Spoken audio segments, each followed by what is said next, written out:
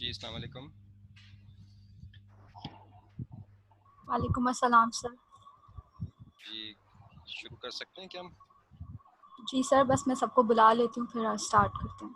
Okay, okay, ठीक है।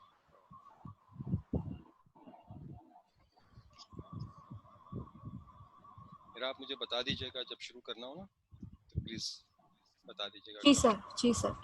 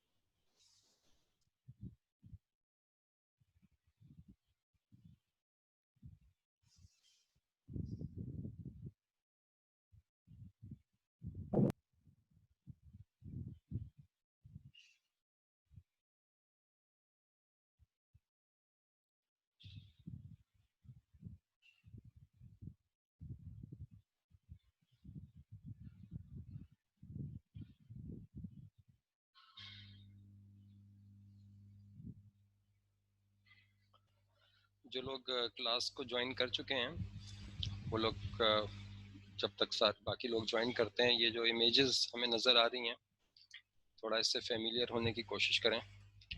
और इसमें कोई लेबलिंग नहीं है, सिर्फ आप देखें इसमें है क्या क्या।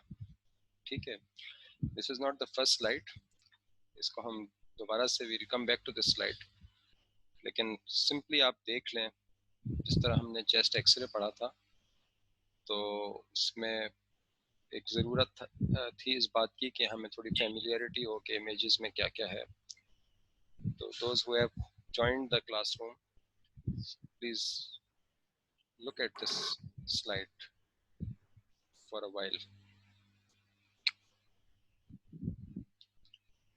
अगर आप कोई स्ट्रक्चर इसमें आइडेंटिफाई कर सकते हैं तो बहुत अच्छी बात है, नहीं कर सकते तो कोई मसला नहीं है।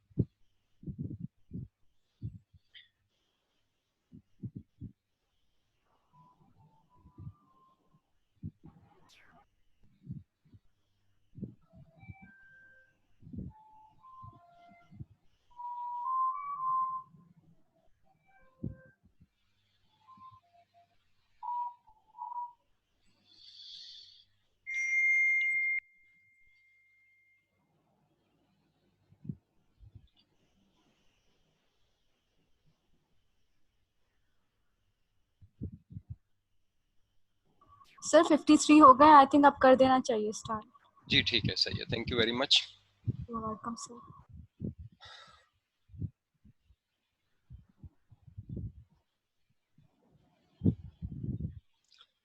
सो बेसिकली हमारा जो आज का सेकंड सेशन था वो सीटी स्कैन ब्रेन है, और क्योंकि इसमें चीज़ों को याद करना है और ज़्यादा समझना नहीं है, इसलिए हमने इसको बाद में रखा है। आप फ्रेश माइंड के साथ जब उठे थे सुबह को, तो उस वक्त हमने शॉक जो है वो डिस्कस किया था, और यकीनन वो एक बहुत ज़्यादा अहम क्लास थी। ये भी अहम है, लेकिन वो बहुत ज़्यादा अहम क्लास थी, क्योंकि बहुत कम लोग होंगे जो अपनी लाइफ में शॉक के पेशेंट्स नहीं देखेंगे, और हो सकता है आप में से कुछ लोगों को बार बार देखने पड़े शॉक के पेशेंट्स, और वहाँ पे गलती की गुंजाइश नहीं होती है। अगर आपने अच्छा मैनेज कर लिया पेशेंट को तो आपने किसी की जान बचा ली, लेकिन अगर आप चीज़ों को पिक नहीं कर सके, टाइमली पिक नहीं कर सके, तो you may simply lose a patient. वो पेशेंट जिसको हम लूज कर देते हैं वो किसी के लिए बहुत अहम हो सकता है। तो एक बहुत बड़ी जिम्मेदारी होती है हमारे ऊपर एज ए डॉक्टर, और हमें कोशिश पूरी करनी चाहिए अपनी। और हमारे हाथ में सब कुछ नहीं होता, ना हम लोग परफेक्ट होते हैं, लेकिन हमें अपनी कोशिश पूरी करनी चाहिए। तो बेसिकली जो पिछली क्लास थी और जो उससे पहले हमने क्रिटिकली इल पेशेंट को जो था उसको आप लोग आई वुड सजेस्ट कि आप इसकी कम से कम जो स्लाइड्स हैं उनको बार बार देखें और उसको समझने की कोशिश करें, और अगर कोई चीज़ें क्लियर नहीं है माइंड के अंदर तो वो लेटर ऑन भी आप किसी क्लास में उस पर सवाल कर सकते हैं। अच्छा, आज जो हमारा सेकंड सेशन है वो सीटी स्कैन ब्रेन के मुतालिक है। तो इसको हम कहाँ प्लेस करेंगे, इसकी क्या अहमियत है, और कौन लोग हैं जिनके लिए ये ज़्यादा इम्पोर्टेंट होगी। तो anybody working in the emergency room, कोई भी डॉक्टर या लेडी डॉक्टर जो इमरजेंसी रूम में काम कर रही होंगी, उनके लिए इसकी एक यकीनी तौर पर इसकी अहमियत है। जो लोग बिल्कुल प्रोफेशन से हट जाएंगे या दोबारा एमबीबीएस करने के बाद इस प्रोफेशन को क्विट कर देंगे, उनके लिए शायद ये बहुत इम्पोर्टेंट ना हो, और ज़रूरी ना हो कि उनको सीटी स्कैन पढ़ना आना चाहिए। ये बात हम चेस्ट एक्सरे के लिए नहीं कह सकते, क्योंकि chest x-ray is a very very common modality, और वो एक बहुत ही फ्रीक्वेंटली रिक्वेस्टेड इन्वेस्टिगेशन है, और वो हमें सबको आनी चाहिए, सारे डॉक्टर्स को आनी चाहिए, जिन्होंने एमबीबीएस पास किया उनको सबको आनी चाहिए। सीटी स्कैन ब्रेन में भी हम बहुत डिटेल में नहीं जाएंगे, इसकी बहुत तफसीलात हैं, और एक सिंपल एमबीबीएस डॉक्टर होते हैं, एक फिजिशियंस होते हैं जो क्वालिफाइड होते हैं, फिर न्यूरो फिजिशियंस होते हैं, और फिर रेडियोलॉजिस्ट होते हैं, सबकी अपनी आंख होती है सीटी स्कैन को देखने की। तो हम क्योंकि बिगनिंग में हैं और आज हमारी पहली क्लास है इस सिलसिले में, सीटी स्कैन के सिलसिले में, तो हम चाहेंगे कि हम इसके जो बेसिक्स हैं उन्हीं को देखें और उसको समझ लें, फिर नेक्स्ट क्लास के अंदर हम इसमें कुछ जो एबनॉर्मल सिटीज होते हैं उनको देखेंगे। यहाँ पे आपको एक बात बताता चलूँ कि गुज़िश्ता कई साल से जो एंड सेमेस्टर एग्जाम पहले हुआ करता था, ख़त्म हो गया, उसमें भी और एनुअल एग्जाम में भी सीटी स्कैन की इमेज रखी जाती हैं, और हम ये प्रिज्यूम करते हैं कि हमारे जो ग्रेजुएट्स हैं इस तरह के, उनको सीटी स्कैन में कुछ बहुत बेसिक किस्म की जो एबनॉर्मलिटीज़ हैं उनको पिक करना आना चाहिए।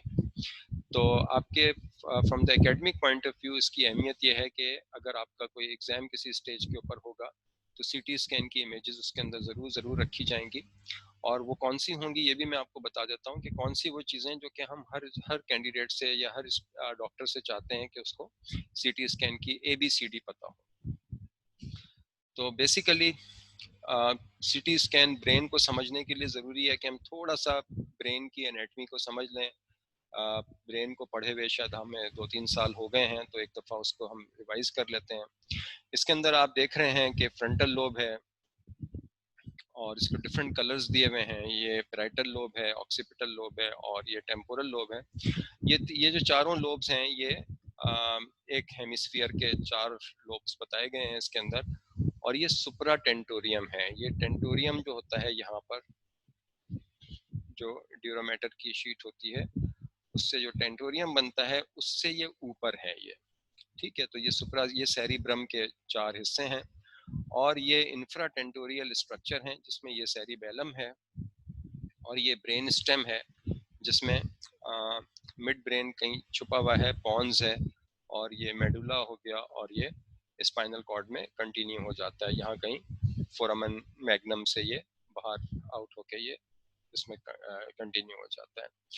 इसमें एक और चीज जो आपने देखी होगी कि इसमें ये लाइंस जो पड़ी हुई हैं ये सल्कस हैं, और इन बिटवीन द लाइंस जो चीजें हैं, इन बिटवीन द लाइंस ये जो मुख्तलिफ लाइनें हैं इनके बीच में जो ये पार्ट है इसको हम गायरस कहते हैं।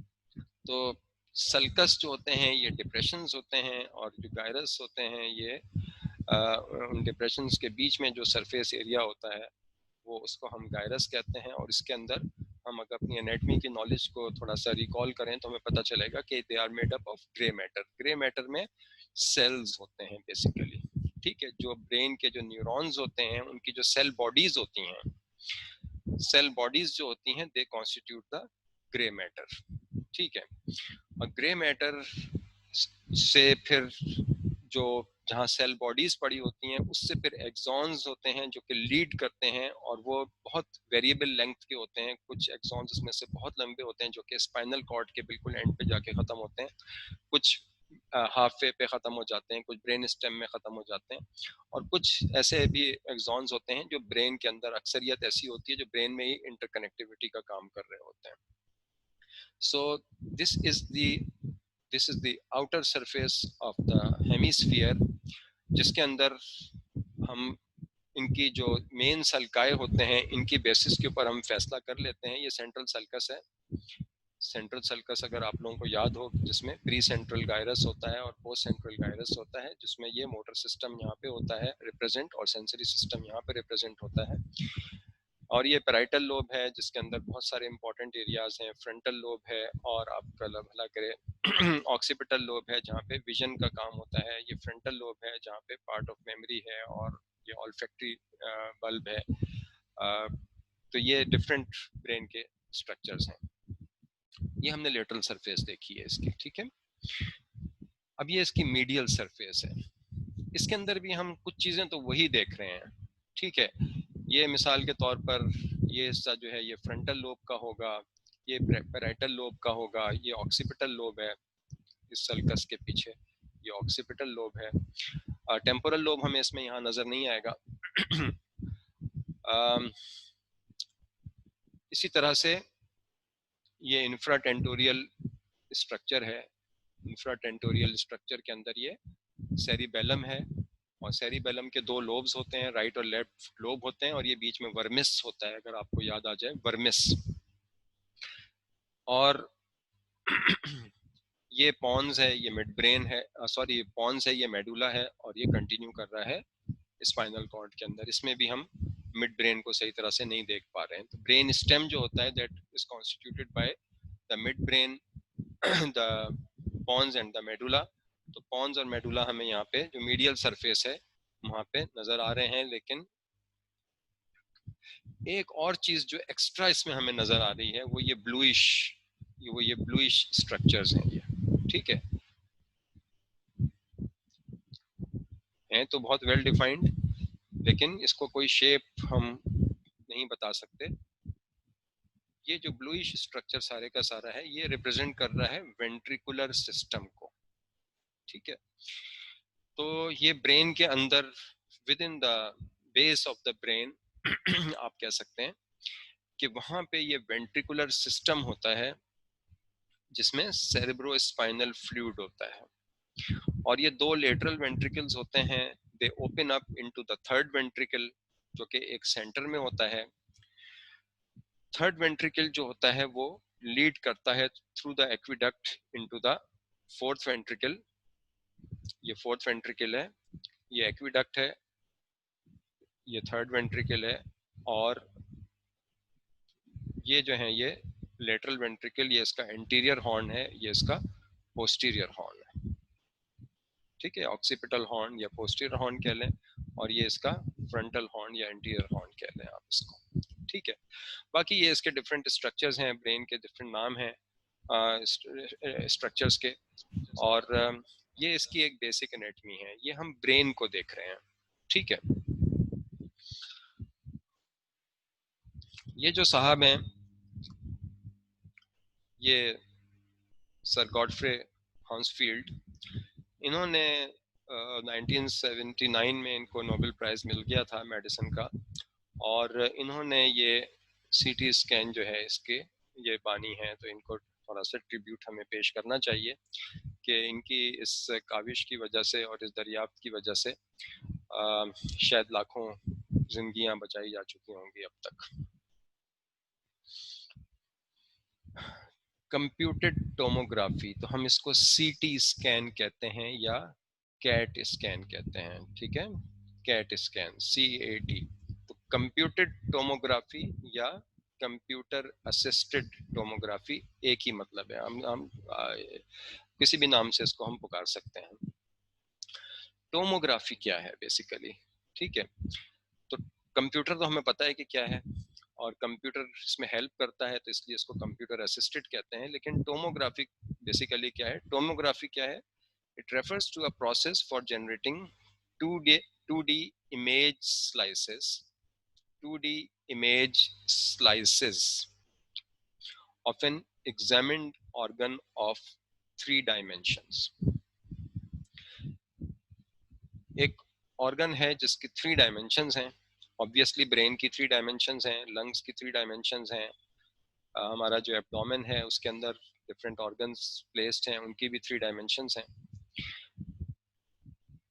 तो हमने चेस्ट एक्सरे को टोमोग्राफी नहीं कहा था, हालांकि वो 2 डायमेंशनल इमेज थी, ठीक है, अगर आप उसको याद करें तो उसकी एक हाइट थी और उसकी ब्रेथ थी, लेकिन हमने वहां पे उसको टोमोग्राफी नहीं कहा था। टोमोग्राफी हम जब कहेंगे जब कंप्यूटर हमारी हेल्प करेगा और डिफरेंट लेवल्स के ऊपर किसी भी ऑर्गन की उसके स्लाइस काट देगा। जैसे आप डबल रोटी के स्लाइस काट लें, एक बड़ी सी, एक जो ऑर्डिनरी साइज की डबल रोटी है उसके आप डिफरेंट स्लाइसेस काट लें, तो उस तरह से अगर हम स्लाइस करके और इसको देखें उस ऑर्गन को 2 डायमेंशंस के अंदर 2D इमेजेस अगर हम उसकी देखें तो इसको हम टोमोग्राफी कहते हैं। और इसकी बुनियाद क्या है, इसकी बुनियाद वही है जो एक्सरे की बुनियाद थी, based on differential absorption of x-ray by various tissues. हमने एक्सरे पढ़ते वक्त ये डिस्कस किया था कि जब रेज पास होती हैं थ्रू द चेस्ट तो उसमें से हमारी जो बॉडी के जो टिश्यूज हैं, जो डिफरेंट टिश्यूज हैं उनकी डिफरेंट डेंसिटीज हैं, कुछ की बहुत ज्यादा हाई डेंसिटी है, कुछ की बहुत लो डेंसिटी है। तो रेज को ऑब्स्ट्रक्ट करते हैं वो स्ट्रक्चर्स जिनकी हाई डेंसिटी है, और रेज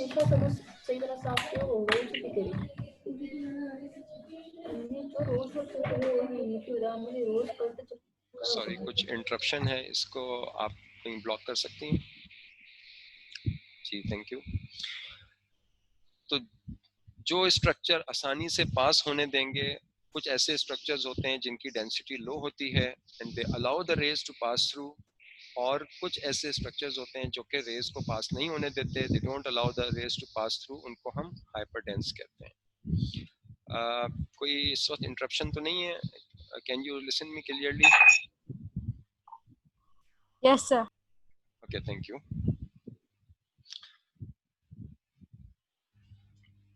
जैसे हमने एक्सरे में देखा था कि कैसे एक्सरे लिया जाता है, तो यहाँ पे भी आप देख लीजिए ये सीटी स्कैन की जो मशीन है ये कैसी होती है।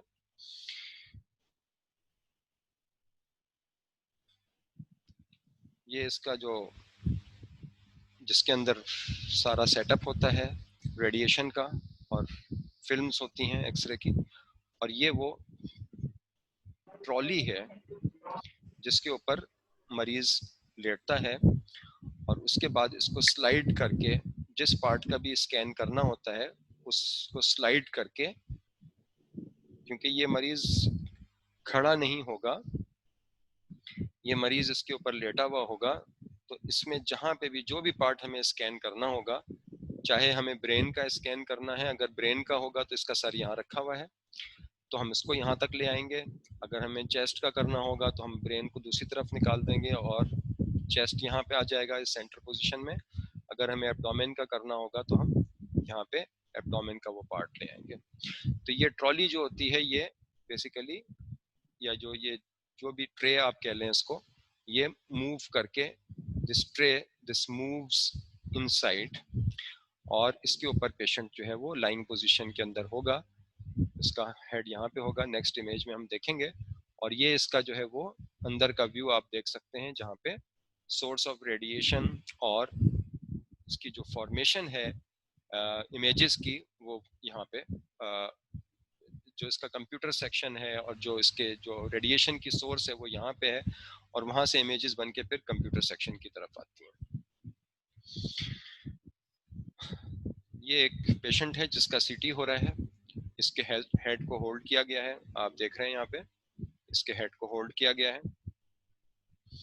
और ये उस ट्रे के ऊपर लेटा हुआ है जो अभी हमने पिछली इमेज के अंदर देखी थी। Patient is placed on the सीटी table in a supine position and the tube rotates around the patient in the gantry. जो एक्सरे की ट्यूब चेस्ट एक्सरे में बिल्कुल स्टैटिक थी, वो यहाँ पे रोटेट करेगी। ठीक है, यहाँ पे वो जो है वो रोटेट करेगी, वो इसके अंदर रोटेट करती है, उसकी रोटेशन की बाकायदा आवाज आती है, वो उसमें घूमती रहती है। To prevent unnecessary radiation of the orbits, head CTs are performed at an angle parallel to the base of the skull. ठीक है, ये स्कल है जिसकी ये बेस है। हम लाइनें ऐसे नहीं डाल रहे हैं, हम ऐसे नहीं डाल रहे, हालांकि हम ऐसे भी देख सकते थे ब्रेन को, हम यूं भी देख सकते थे, लेकिन उसमें क्या होता कि जब हम ब्रेन का ये वाला पार्ट स्कैन करते तो सामने जो ऑर्बिट है, ऑर्बिट के अंदर आई है, और आई के अंदर जो है वो रेटाइना है, जिसमें के बहुत ही सेंसिटिव सेल्स हैं, जिनको अगर ज़्यादा रेडिएशन मिले तो वहाँ पर कैंसर डेवलप हो सकता है। तो बेसिकली हम इसको चाहेंगे कि प्रोटेक्ट कर लें, ज़्यादा रेडिएशन ना मिले यहाँ पे, इसलिए हमने इमेजेस इस तरह से ली हैं कि ये बेस ऑफ द स्कल से गुजर रही हैं। ये वो डिफरेंट स्लाइस हैं। आप जब सीरियल एक सीटी स्कैन देखेंगे तो उसके अंदर आपको सबसे ऊपर जो है ये वाली फिल्म मिलेगी, फिर उसके साथ ये वाली मिलेगी, फिर ये वाली मिलेगी, ये वाली, इस तरह से मिलेगी, और हर फिल्म के साथ उसका जो स्पेसिफिक जो कट सेक्शन है वो उसके अंदर मेंशन किया हुआ होगा हर फिल्म के साथ। तो अगर आपको 10 या 12 फिल्में उन्होंने दिखाई हैं उसके अंदर, तो उसके साथ उसका कट सेक्शन भी बताया गया होगा कि ये कौन सा कट सेक्शन है। ठीक है ना, हम उस वक्त वो पर्टिकुलर कट सेक्शन जो है वो बिल्कुल बेस के ऊपर है या वो बिल्कुल टॉप के ऊपर है, तो जहां से भी वो कट सेक्शन लिया गया वो उस फिल्म के अंदर रिप्रेजेंट किया जाता है। स्लाइस थिकनेस में very, but in general it is between 5 and 10 millimeters for a routine head CT. इसको आप हेड सीटी भी कह सकते हैं क्योंकि इसमें पूरा हेड आ रहा है, हालांकि हमारा टॉपिक है सीटी ब्रेन, लेकिन हम इसको हेड सीटी भी कह सकते हैं क्योंकि ब्रेन में जो है वो ब्रेन के जो बाहर के स्ट्रक्चर्स हैं जिसमें ड्यूरा है और सब ड्यूरल और सब एरेक्नॉइड स्पेसेस हैं और स्कल है, बोनी स्कल है और स्कैल्प है, वो सब चीज़ें भी उसके अंदर आ जाती हैं। तो ब्रेन के साथ साथ क्योंकि बाकी हेड के स्ट्रक्चर्स भी आते हैं तो इसको हम सीटी हेड भी कह सकते हैं। इसमें हमें एक और भी सहूलत होती है कि अगर हम चाहें तो कंट्रास्ट मटेरियल भी यूज़ कर सकते हैं। तो हम पहले प्लेन फिल्म लेते हैं, फिर अगर ज़रूरत हो, अगर इंडिकेशन हो, अगर हम सस्पेक्ट कर रहे हों कि कोई ऐसी डिजीज़ है जिसमें कंट्रास्ट एनहांसमेंट की ज़रूरत है, तो हम फिर कंट्रास्ट इंजेक्ट करके दोबारा से फिर उसकी फिल्म ले सकते हैं। तो हमें प्लेन और कंट्रास्ट दोनों फिल्में मिल सकती हैं इसके अंदर।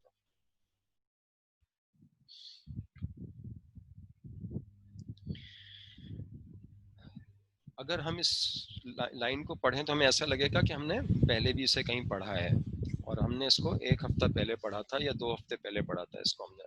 The degree of X-ray absorption by various tissues is expressed and displayed as shades of gray in the CT image. So again, it's a spectrum, white से black or in between all the shades of gray.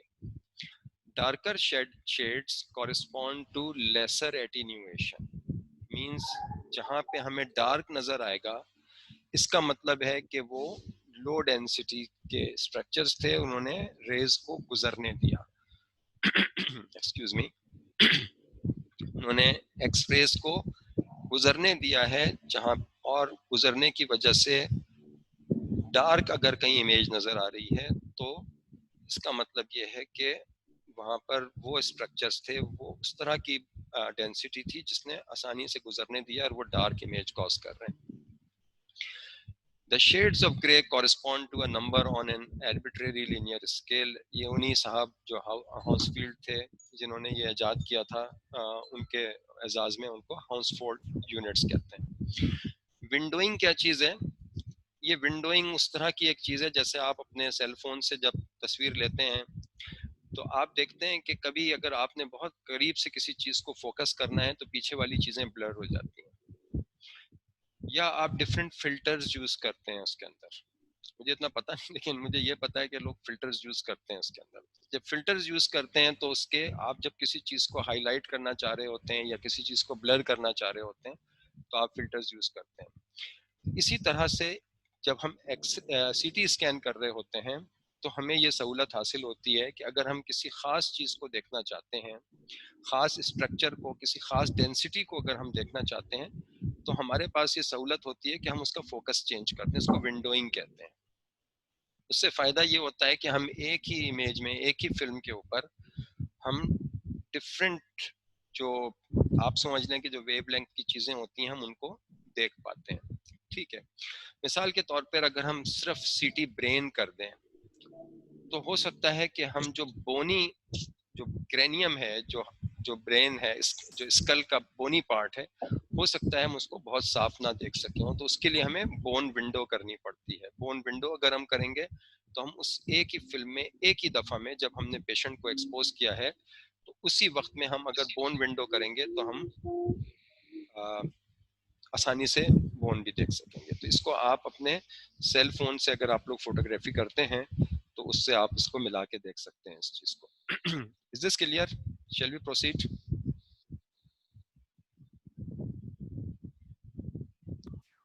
Yes sir. Okay, thank you.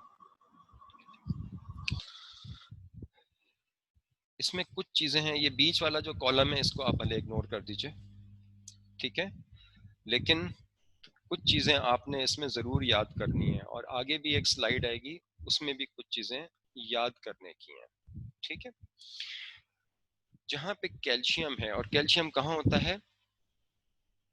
सबसे ज्यादा calcium हमें कहाँ मिलता है? Bones में। ठीक है, तो जहां पे कैल्शियम होगा ये हाइपर डेंस होगा, तो हाइपर डेंस होगा तो ये वाइट नजर आएगा हमें। Okay, acute blood, acute blood से क्या मुराद है? ब्रेन में तो ब्लड फ्लो कर रहा है, ठीक है, लेकिन अगर कहीं पे अचानक से ब्रेन के किसी हिस्से में ब्लीड हो जाए और खून उस हिस्से में आके जमा हो जाए तो हमें वो हाइपरटेंस नजर आता है। This is very important to remember. इसमें समझने की जरूरत कुछ नहीं है, याद करने की जरूरत है कि अगर ब्लड एक्यूटली वहां पे आया है, पहले नहीं था, चाहे वो ब्रेन के पेरेन्काइमा में आ गया हो या वो सब ड्यूरल या एपिड्यूरल स्पेस में आ गया हो या वेंट्रिकल में आ गया हो, तो वो हमें कैसा नजर आएगा? हाइपरडेंस, यानी कि वाइट नजर आएगा। Grey matter and white matter. Grey matter हमने अभी थोड़ी देर पहले जिक्र किया था। ग्रे मैटर वो होता है जहां पे न्यूरॉन्स की सेल बॉडीज होती हैं, और वाइट मैटर क्या होता है? जब न्यूरॉन्स से एक्सॉन्स निकल के जा रहे होते हैं तो उनके ऊपर एक शीट होती है लिपिड्स की, जिसको हम माइलिन शीट कहते हैं। वो माइलिन जो होती है वो लिपिड्स उसको एक वाइटिश कलर दे देते हैं, इसलिए हम उसको वाइट मैटर कहते हैं। अगर हम ग्रॉस एनेटमी देखें, अगर हम ब्रेन को वैसे स्टडी करें, ग्रॉसली देखें, अपनी नेकेड आई से देखें ब्रेन को, उसका क्रॉस सेक्शन जैसा कि आपने एनेटमी में देखा होगा, तो जो वाइट मैटर है वो बिल्कुल वाइट नहीं होता, लेकिन वो कंपैरेटिवली लेस ग्रे होता है क्यों होता है? क्योंकि उसमें माइलिनेशन होती है और वो एक्सॉन्स उसमें से गुजर रहे होते हैं उस पार्ट में से, और उनके ऊपर माइलिन शीट होती है जो उसको व्हाइटिश अपीयरेंस दे रहे होते हैं। तो ये पैराडॉक्स देखिए कि जो ग्रे मैटर होता है वो लाइट ग्रे है, लेकिन जो व्हाइट मैटर है वो डार्क ग्रे है। ठीक है। सीएसएफ नॉर्मली होता है वेंट्रिकल्स के अंदर होता है, सबएरेक्नॉइड स्पेस के अंदर होता है, और सीएसएफ जो होता है ये आइसोडेंस होता है। आइसोडेंस का मतलब क्या है कि ये वाटर जैसा होता है ये। ओके। फैट्स जहां पे होंगे ये हाइपोडेंस होंगे, और एयर जो होगी ये भी हाइपोडेंस होगी। तो जहां पे फैट होगा ज्यादा वहां पे हाइपोडेंस होगा। This you have to remember, ये चीजें याद करने वाली हैं, इनको समझने की कोशिश करने के लिए फिर बहुत सारी फिजिक्स पढ़नी पड़ेगी, तो प्लीज समझने की कोशिश ना करें, इनको याद कर लीजिए। फिर इसको मजीद सिंप्लीफाई करके अगर हम देखें तो जो लो डेंसिटी स्ट्रक्चर्स हैं उसमें हमें CSF जो बिल्कुल पानी जैसा है, फ्लूइड अगर एडिमा है, अगर सेरेब्रल एडिमा है, और एयर एंड फैट, अगर ये चीजें हैं तो ये हमें लो डेंसिटी मिलेंगी। और हाई डेंसिटी अगर हम याद कर लें तो बोन या कोई और स्ट्रक्चर है जो कि कैल्सिफाई हो गया है। बोन में तो पहले ही बहुत सारा कैल्शियम है, उसके ऊपर कैल्सिफिकेशन मौजूद है, लेकिन कोई और भी स्ट्रक्चर ऐसा हो सकता है जो कैल्सिफाई हो जाए। और एक्यूट ब्लड, ठीक है, तीसरे नंबर पे एक्यूट ब्लड, ये वो चीजें हैं जो हाई डेंसिटी होती हैं। इसके अलावा अगर हम कंट्रास्ट देते हैं तो वो भी हाई डेंसिटी होता है। तभी हमें पता चलता है, नॉन कंट्रास्ट और कंट्रास्ट में हम डिफरेंशिएट तब कर पाते हैं क्योंकि वो हाई डेंसिटी उसको उसकी डेंसिटी को चेंज कर देता है, तो हमें वो चीजें इन कंपैरिजन या इन कंट्रास्ट हमें नजर आना शुरू हो जाती हैं। और metallic foreign bodies, metallic foreign body है, मिसाल के तौर पर अगर कोई गन शॉट है, कोई पैलेट है, ठीक है, या किसी कोई क्लिप लगाया गया है थेरापेटिकली, कोई ब्लीड हुआ था किसी वक्त में, सब एरेक्नॉइड हेमरेज हुआ था, और एंजियोग्राफिकली उसको जो है क्लिप लगा के उसको ब्लॉक किया गया था, या कोई फॉरेन बॉडी है, स्कैल्पनर है, शार्पनर है, कोई चीज जो स्कल को पेनिट्रेट करके अंदर चली गई है, तो वो भी हमें हाई डेंसिटी नजर आएगी। Again this has to be remembered. अब हम देखते हैं कि नॉर्मल ब्रेन के अंदर जिसमें कोई एबनॉर्मेलिटी नहीं है, फ्रॉम इनसाइड आउट हमें कैसा लगेगा। ये एक नॉर्मल इमेज है, ठीक है, ये इसकी मैग्नीफाइड इमेज है। ये जो पार्ट है इसको हम मैग्नीफाई करके देख रहे हैं।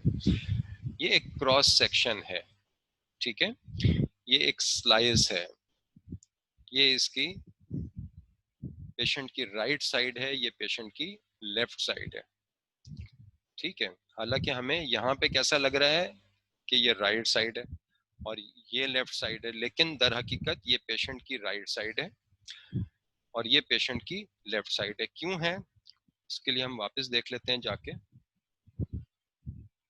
ये देखिए, पेशेंट का हेड जो है वो उसको स्लाइड करके अंदर पहुंचाया गया है, ठीक है, और बेसिकली हम पेशेंट को नीचे से देख रहे हैं, हम उसके फुट एंड पे खड़े होकर देख रहे हैं, ठीक है, हम पेशेंट के फुट एंड के ऊपर खड़े हुए हैं। तो जब हम उसके फुट एंड के ऊपर खड़े हुए हैं तो जो ये वाला पार्ट है उसका पेशेंट का, ये हमें, ये पेशेंट का कौन सा पार्ट हमें नजर आ रहा होगा?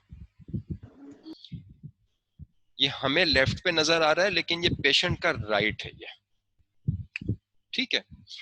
और जो ये वाली साइड है ये हमें पेशेंट के राइट पे नजर आ रही है, लेकिन ये पेशेंट का left side of the brain है, ओके।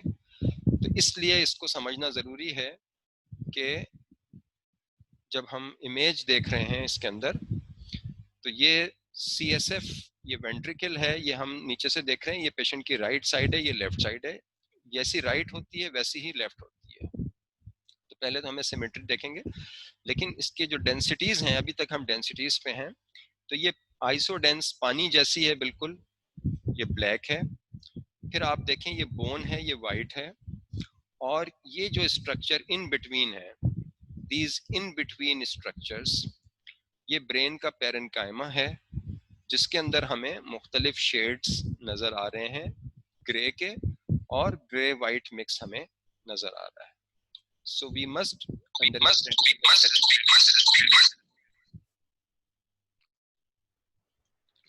जी, तो हम अगर इस इमेज को याद रखें तो हम इसमें देखेंगे कि बोन है, ये बाहर का एरिया है, ये बाहर है, ये कुछ भी नहीं है ना, ये एयर है, ये बेसिकली ये बोन है। अगर हम बाहर से अंदर की तरफ आ रहे हैं, ये ब्रेन पेरेन्काइमा है,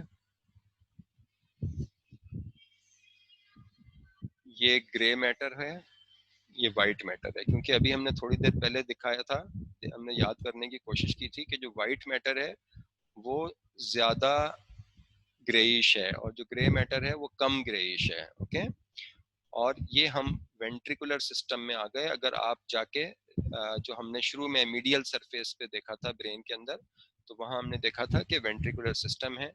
तो ये वेंट्रिकल के अंदर हम आ गए हैं। वेंट्रिकल के अंदर सीएसएफ है। सीएसएफ कहाँ से बनता है? कोराइड प्लेक्सिस से बनता है। कोराइड प्लेक्सिस एक वेस्कुलर एक गुच्छा होता है वेसल्स का, जो कि ब्लड को लेकर और सीएसएफ बना के इस सिस्टम के अंदर एंटर करता रहता है, और वो फिर होता हुआ नीचे सारे ब्रेन को बात करता है, स्पाइनल कॉर्ड को बात करता है, और फिर वो एब्जॉर्ब होता रहता है।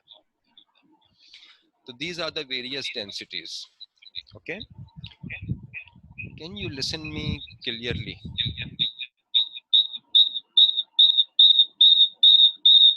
सॉरी, कुछ इंटरप्शन है, आई डोंट नो क्या इंटरप्शन है इसमें। आप लोगों को कैसा सुनाई दे रहा है? सर वैसे तो सही सुनाई दे रहा है, पर आई डोंट नो शायद माइक की वजह से इशू है आपके, या माइक को तो मैंने छुआ ही नहीं है, टच ही नहीं किया। बाकी तो सही। बाकी सही है। ओके, अब जी ठीक है, सर। अब भी हम जी आगे सर सही। आगे बढ़े। ओके, जी जी तो सीटी स्कैन के अंदर अगेन हम जब कोई भी इन्वेस्टिगेशन की बात करते हैं, किसी भी मोडेलिटी की हम बात करते हैं, तो हमें देखना होता है कि उसके फायदे क्या हैं और उसके नुकसान क्या हैं। तो आसानी से अवेलेबल हो जाता है, तकरीबन छोटे छोटे शहरों में भी ये मौजूद है, बड़े शहरों में तो बहुत सारी जगहों पे, हैदराबाद में कम से कम 20 जगह पे होगा।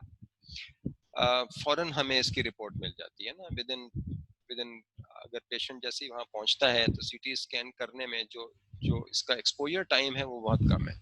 फास्ट का मतलब ये है कि एक्सपोजर टाइम कम है इसके अंदर। अगर हम इसको कंपेयर करें विद द एमआरआई, तो एमआरआई में एक्सपोजर टाइम बहुत ज़्यादा है। Patient has to lie still for for a length of time, आधे आधे घंटे पेशेंट को स्टिल, या 20 मिनट या 25 मिनट तक पेशेंट को स्टिल लेटना पड़ता है, तब कहीं जाके इमेज जो होती हैं वो कॉन्स्टिट्यूट हो पाती हैं।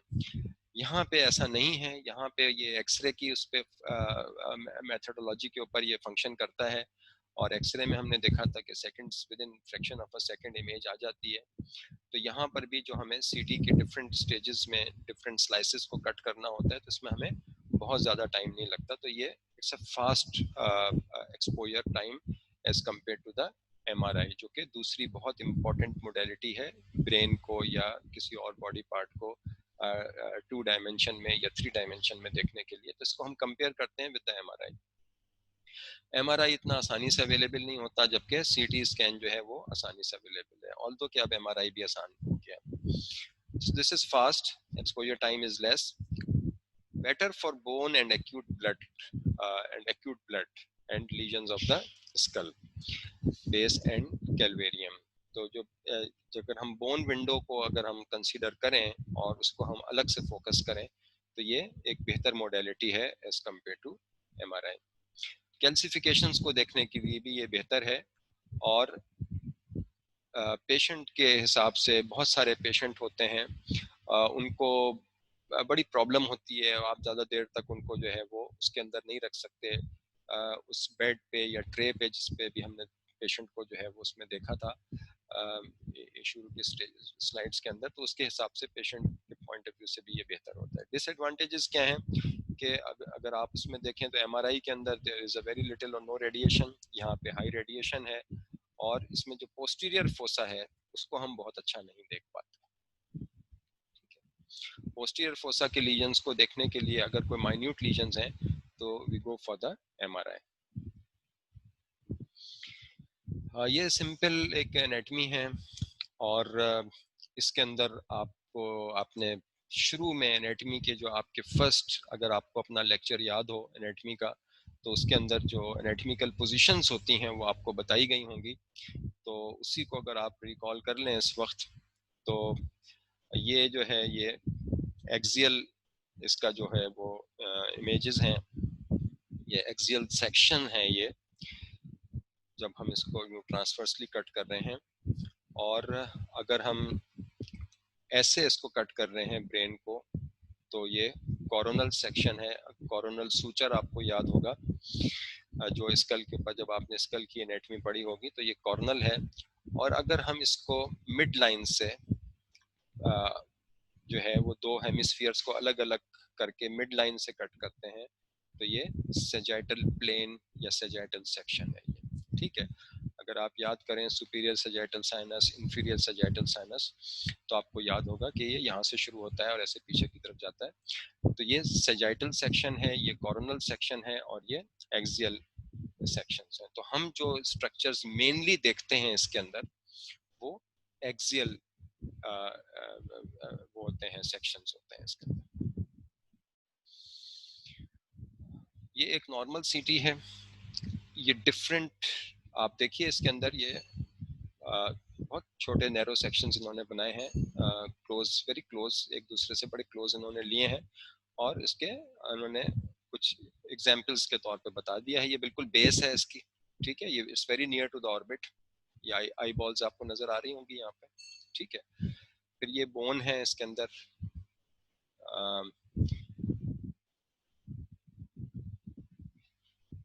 ये सारी जो हैं ये बोनी स्ट्रक्चर्स हैं,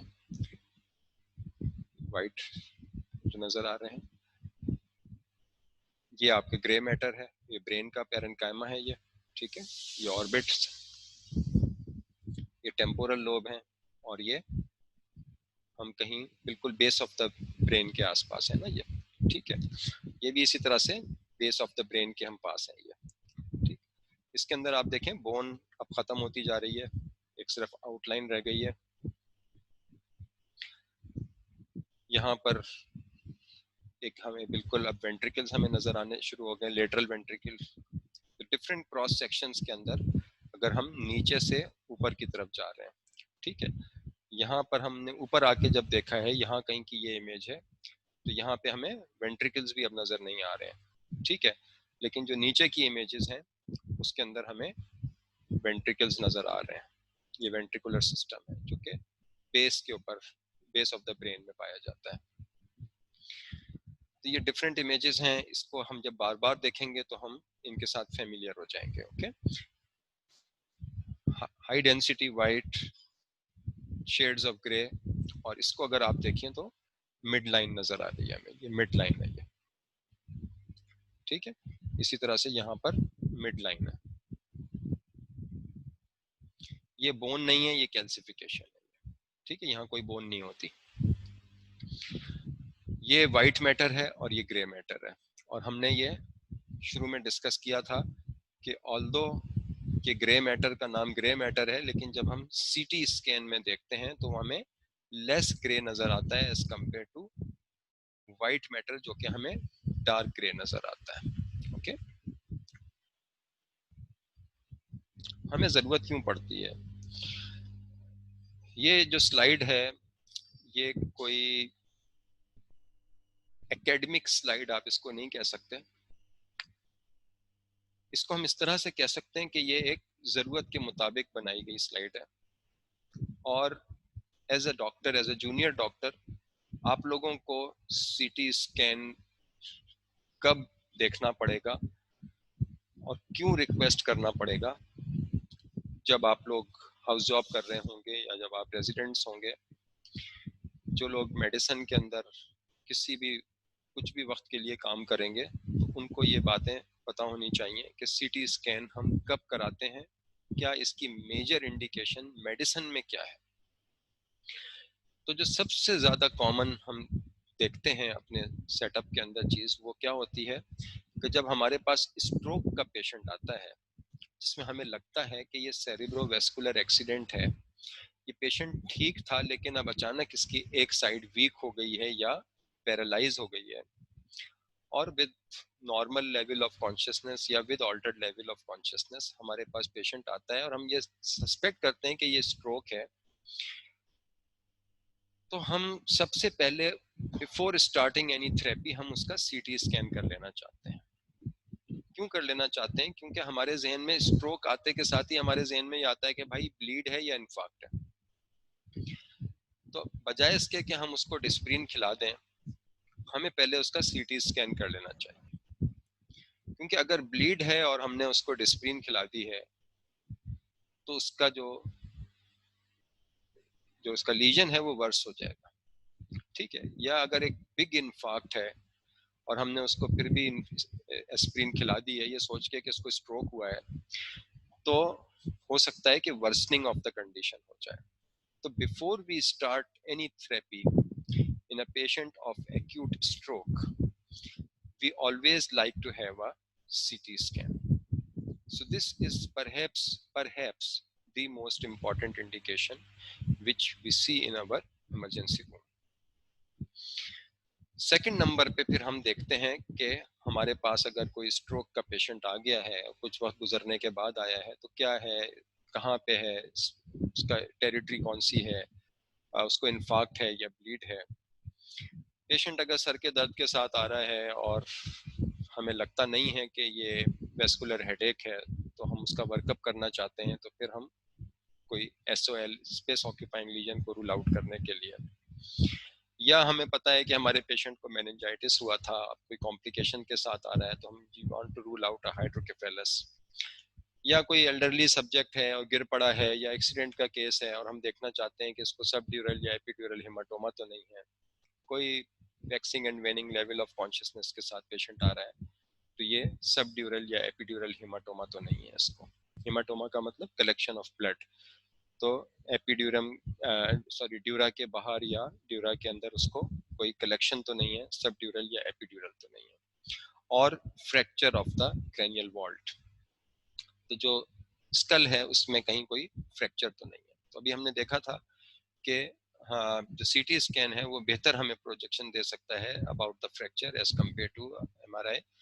तो हम वहाँ पे फ्रैक्चर को अगर हम सस्पेक्ट कर रहे हैं कि जी कोई ट्रॉमा का विक्टिम है या रोड ट्रैफिक एक्सीडेंट के बाद आया है, तो फ्रैक्चर को रूल आउट करने के लिए हम सीटी करते हैं, लेकिन हमें वहाँ पे रिक्वेस्ट करना पड़ता है कि बोन विंडोज के साथ देना।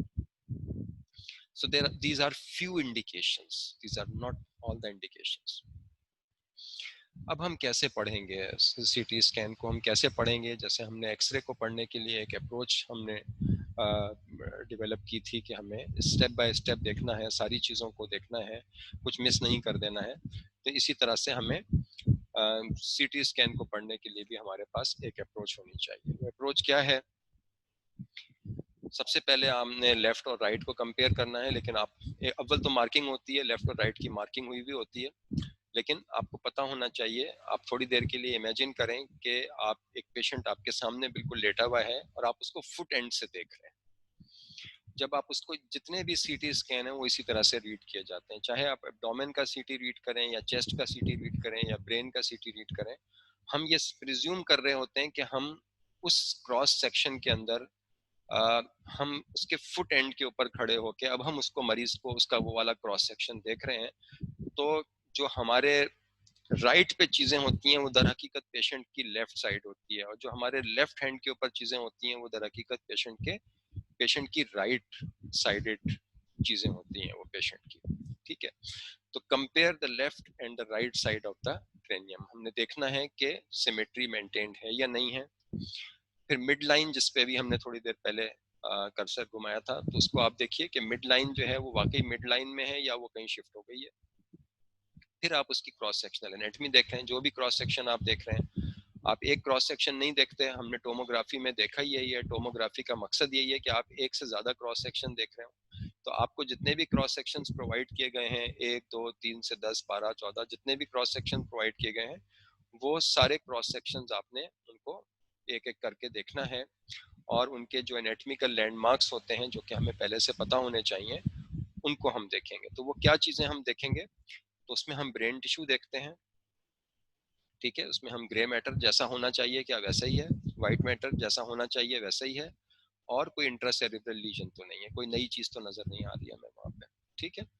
CSF स्पेस जो कि वेंट्रिकल्स हैं, हमने देखा कि वेंट्रिकल्स ठीक हैं, जैसे होने चाहिए वैसे ही हैं, या वो डायलेटेड हैं या नहीं है।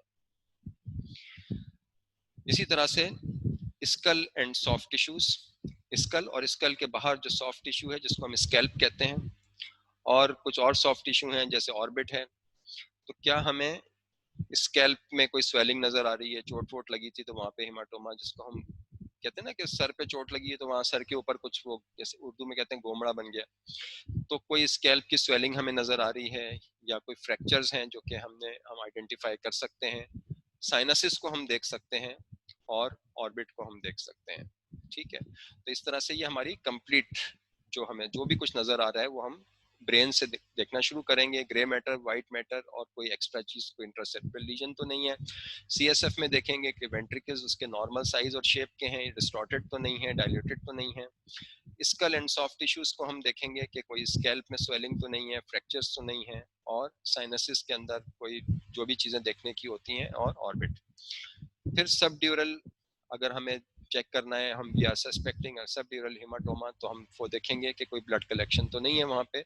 और बोन विंडो, यानी कि अगर हम बोन विंडो लेंगे तो हमें ये सारी चीजें जो हमने ऊपर देखी हैं, स्कल और उसकी स्कल और स्वेलिंग और जो साइनसेस हैं, वो हमें ज्यादा बेहतर नजर आएंगे अगर हम बोन विंडो देखेंगे।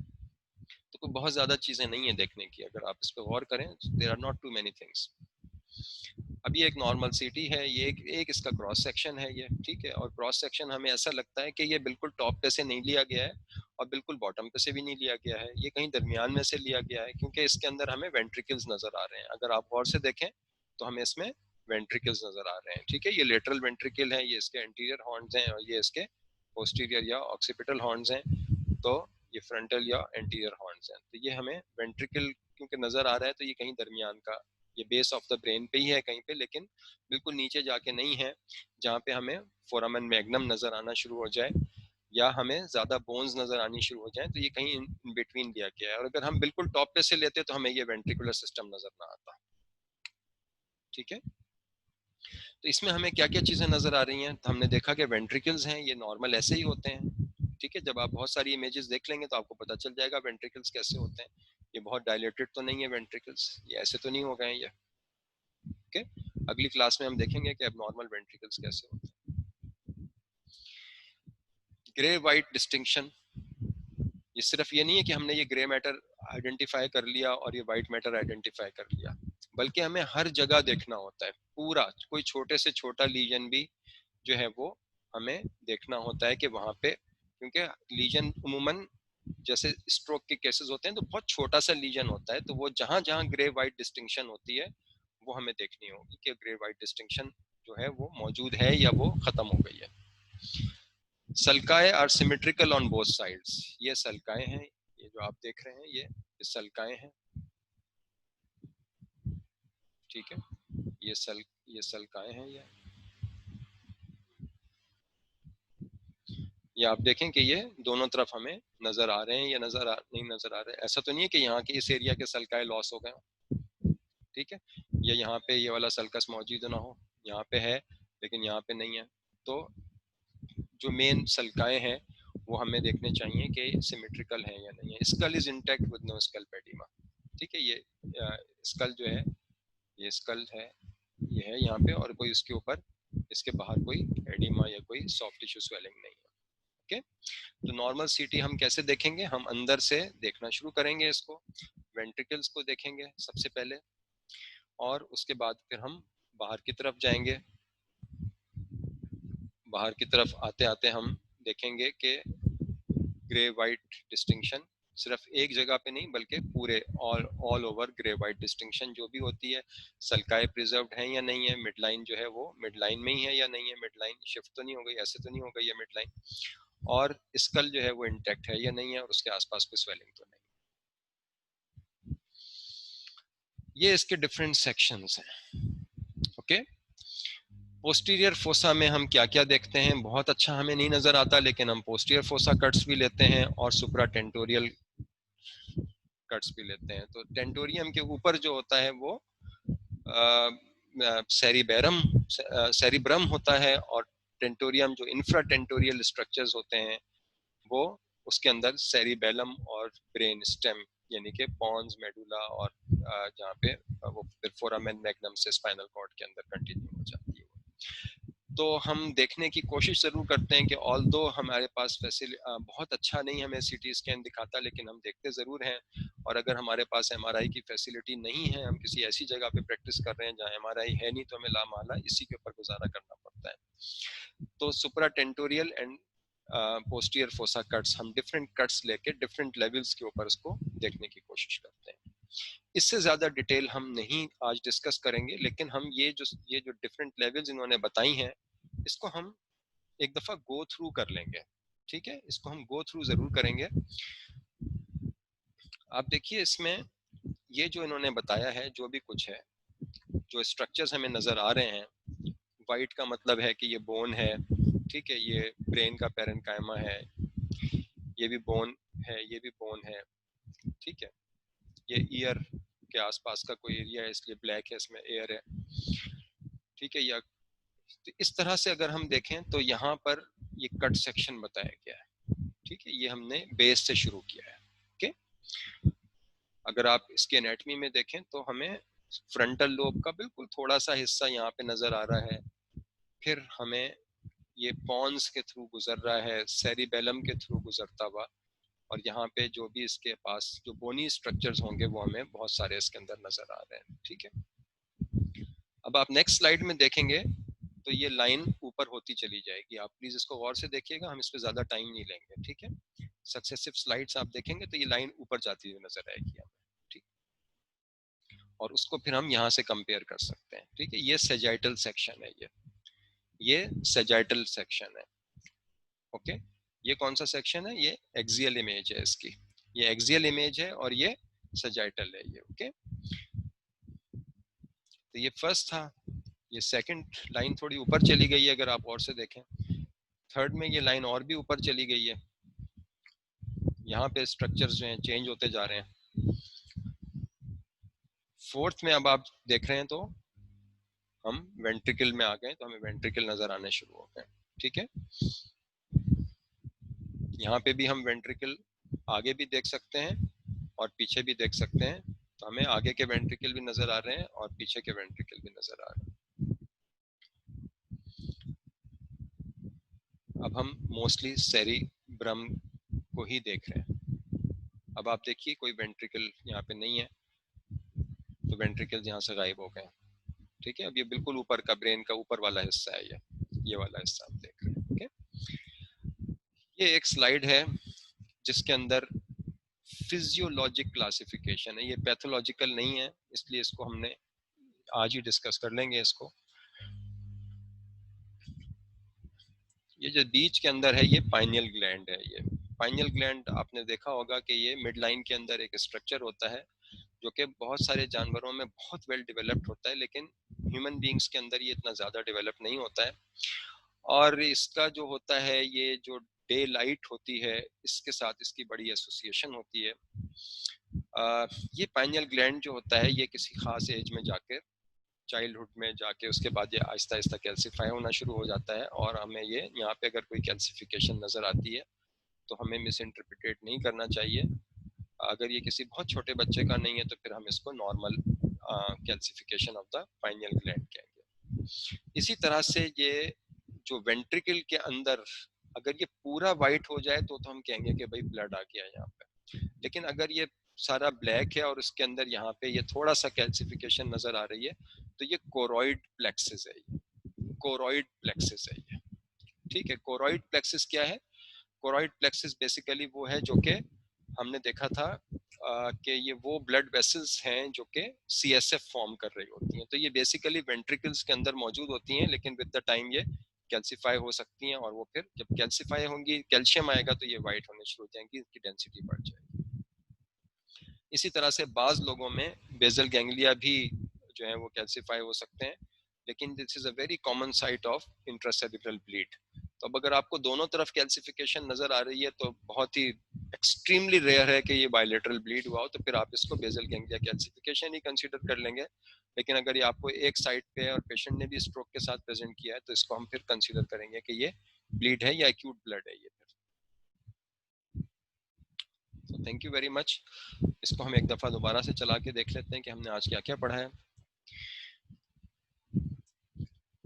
बेसिकली ये ब्रेन की एनेटमी हमने डिस्कस की थी, जिसमें हमने देखा कि ब्रेन के डिफरेंट लोब्स होते हैं, ग्रे मैटर, वाइट मैटर होता है, और उसको वो लोब्स जो होते हैं वो डिफरेंट सल्काए होते हैं जिनसे वो अलग अलग उनको डिमार्केट किया हुआ होता है। तो ये फ्रंटल लोब है, ये पैराइटल लोब है, ये ऑक्सीपिटल लोब है, टेम्पोरल लोब है, और ये टेंटोरियम यहाँ पे होता है ड्यूरा मैटर से बना हुआ।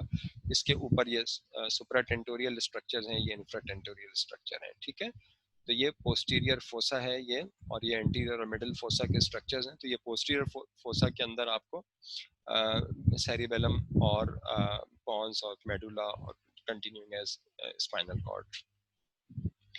जब हम इसी ब्रेन का मीडियल सेक्शन, मीडियल सरफेस को देखते हैं, तो हमें पता चलता है कि यहाँ पर एक और सिस्टम अंदर काम कर रहा है जिसको हम वेंट्रिकुलर सिस्टम कहते हैं। ये वेंट्रिकुलर सिस्टम बेसिकली इसके अंदर CSF होता है, सेरेब्रोस्पाइनल फ्लूइड, जो कि वहीं पे मौजूद कोरॉइड प्लेक्सेस होती हैं जो कि वो CSF बना रही होती हैं। और ये CSF जो होता है ये यहाँ से निकलकर वेंट्रिकल से, फिर थर्ड वेंट्रिकल से होता हुआ फिर फोर्थ वेंट्रिकल, और फिर ये सब एरेक्नॉइड स्पेस में भी आ जाता है, और ये बाहर भी निकलता है, और ये ड्यूरा मैटर और एरेक्नॉइड मैटर और सब एरेक्नॉइड स्पेस के अंदर ये CSF मौजूद होता है। ये तो ये इसको एक कुशन इफेक्ट देता है, ब्रेन को टकराने नहीं देता इधर उधर उसके स्कल के साथ। तो ये वेंट्रिकुलर सिस्टम, इसके अंदर एक और एनाटॉमिकल स्ट्रक्चर है जो हमें पिछले इमेज के अंदर जो कि हमने बाहर से देखी थी, लेटरल सरफेस थी उसकी, उसमें हमें ये नजर नहीं आया था, लेकिन मीडियल सरफेस के अंदर हमें ये स्ट्रक्चर नजर आ रहा है। ये हमें ब्रेन के स्ट्रक्चर्स, इसकी एनाटॉमी हमें नजर आ गई है। अब हम देखेंगे कि हमें CT स्कैन में ये चीजें कैसी नजर आती हैं। कंप्यूटर टोमोग्राफी, इसमें कंप्यूटर की हेल्प ली जाती है, और वो टोमोग्राफी का मतलब ये कि ये स्लाइसेस कट करते हैं 5 मिलीमीटर या 10 मिलीमीटर के इंटरवल से, और उसकी मदद से इमेजेस जो हैं उनको रिकॉन्स्टिट्यूट किया जाता है with the help of computer, और वो उस क्रॉस सेक्शन को हम डिफरेंट क्रॉस सेक्शंस को देख सकते हैं। इसको टोमोग्राफी कहते हैं। ये वो मशीन है जिसमें ये तरीका हो गया जिसमें हम पेशेंट को लिटाते हैं, कैसे पेशेंट लेटा हुआ होता है, और उसके गिर्द जो है ये जो इसके अंदर जो ये गैंट्री है ये इसके गिर्द घूमती है, जिसमें के एक्सरे का रेडिएशन का एपरेटस मौजूद होता है। स्लाइस थिकनेस,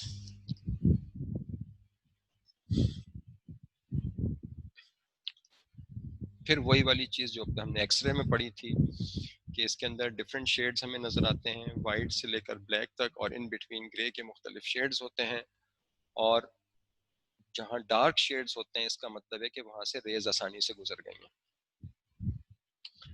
ये याद करने की चीज़ें हैं। कैल्शियम जो है हाइपरडेंस नज़र आएगा, एक्यूट ब्लड हाइपरडेंस नज़र आएगा, ग्रे मैटर हमें हाइपरडेंस यानी कि लाइट ग्रे, ऐसा नहीं होगा लेकिन लाइट ग्रे नज़र आएगा। वाइट मैटर जो है वो डार्क ग्रे नज़र आएगा इसके मुकाबले में, और CSF फैट और एयर जो है वो हमें तकरीबन एक जैसे नज़र आते हैं।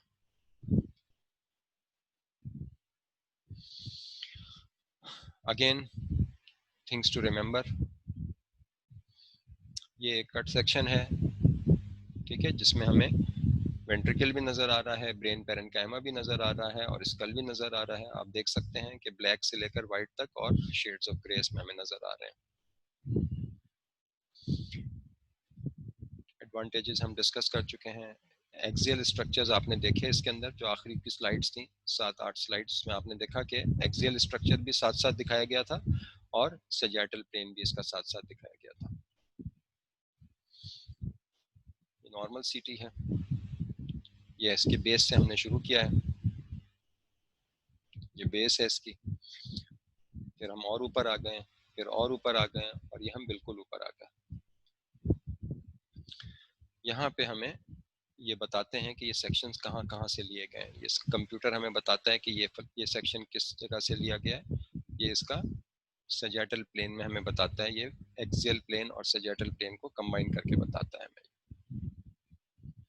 इंडिकेशंस हमने देखी हैं कि हमारे लिए क्यों जरूरी है सीटी स्कैन को समझना। कैसे हम इसको पढ़ना शुरू करेंगे? पहले तो आप कंपेयर करें लेफ्ट और राइट का, और हमें पता होना चाहिए कि लेफ्ट कौन सा है और राइट कौन सा है, ठीक है। फिर मिड लाइन तो शिफ्टेड नहीं है किसी तरफ, अगर मिड लाइन शिफ्ट है तो ये एक बहुत ही सीरियस प्रॉब्लम है।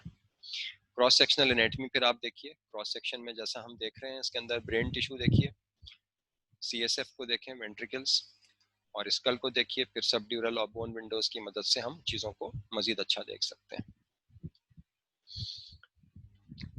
नॉर्मल वेंट्रिकल्स कैसे हमें नजर आते हैं डिफरेंट इमेजेस में, आप देख सकते हैं जितनी भी इमेजेस आगे आ रही हैं वो सारी नॉर्मल है, तो आप उनको डिफरेंट इमेजेस में देख के याद कर सकते हैं कि नॉर्मल वेंट्रिकल कैसे होते हैं। Grey white matter, mid line straight, mid line का तो सिंपल है कि मिड लाइन में ही होनी चाहिए। सल्काए सिमेट्रिकल है on both side, skull intact होना चाहिए। ये हमने how to read the CT scan. फिर आपने डिफरेंट इसके, अगर हम ये देखना चाहते हैं कि नॉर्मल एनाटॉमी कैसी होती है, तो फिर हमें ये इसके एक्सियल स्ट्रक्चर्स हैं और ये इसके सजेटल स्ट्रक्चर्स हैं, ये हमें बता रहे हैं कि डिफरेंट कट सेक्शंस के अंदर हमें कैसा नजर आएगा प्लेन, ठीक है। अगर हम इनको जोड़ के देखें तो हमें एक 3D इमेज भी मिल जाती है, ओके।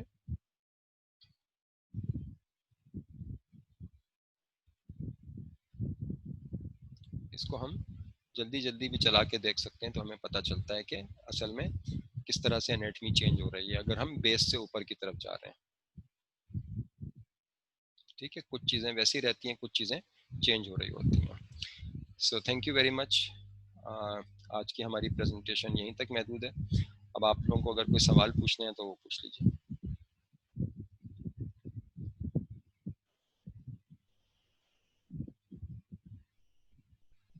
आप लोग साथ हैं भी या नहीं है? जी जी सर हैं। ओके, बिल्कुल एब्सोल्यूट साइलेंस है, तो मैंने कहा कहीं ऐसा ना हो कि सब लोग अकेले ही बोल रहा हूँ। No no sir. जी जी जनाब, बताइए क्या सूरत हाल है? सर थैंक यू कह रहे हैं सब, चैट बॉक्स में कोई क्वेश्चन नहीं है शायद। Okay, thank you very much. तो नेक्स्ट सैटरडे का शेड्यूल ये है कि हमारे जो जो पहली क्लास होगी वो blood transfusion and blood and its products, उसके ट्रांसफ्यूजन से रिलेटेड है, और जो सेकंड क्लास होगी उसको हम जो है वो सीटी के अंदर खास खास जो होती है ना चीज़ें बहुत मेजर, उन चीज़ों को हम फिर डिस्कस करेंगे। जैसे इंट्रासेरेब्रल ब्लीड है या इंट्रासेरेब्रल इन्फार्क्ट है, उसको हम कैसे डिफ्रेंशिएट करेंगे, हाइड्रोकेफेलस को कैसे देखेंगे अगर वेंट्रिकल्स डायलेटेड हैं। बहुत ही, अगर कोई स्पेस ऑक्यूपाइंग लीजन्स की अच्छी स्लाइड्स में आपको दिखा दूंगा कि कैसे स्पेस ऑक्यूपाइंग लीजन को देखेंगे, ताकि हम एक तरह से हमारा रिवीजन भी हो जाए, हमें ये भी पता चल जाए कि सीटी स्कैन को कैसे स्टडी किया जाएगा, और उसके अंदर जब हम एबनॉर्मलिटीज देखेंगे तो और भी ज़्यादा हम डिफ्रेंशिएट कर पाएंगे कि नॉर्मल कैसा होता है, अब ये इसके साथ एबनॉर्मल आ गया। एनी सजेशंस, अगर आप कुछ और चाहते हैं या कुछ और आपके जहन में सजेशंस हैं तो प्लीज़ मुझे बता दीजिए।